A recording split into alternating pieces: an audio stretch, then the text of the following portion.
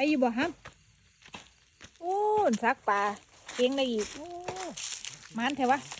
เดี๋ยวซ้อมตัวเนี่ย ปลาใส่ดูมึงดูซักตัวเดียวยังโตอ่ะ 2 ตัวบ่ซักตัวเดียวได้2 ตัวไม่เนาะ นี่จื้อ โอ้มันแถววะคือแม่นแต่ปลามันลอยมาแต่บ่ฮะอุ้ยบ่ซักตัวเดียวได้ขวบ2ก็ได้ไปตุ่มปนโอ้มันมึงกี้ก็ได้กบตัวนึงพุ่น ตัวนี้เนี่ยตัวนี้ นี่อันมึกก้อนก็ได้ตัวนึงหมดนั่นล่ะคุณอ่ะโอ้มึกก้อนตัวหมกใหญ่เลย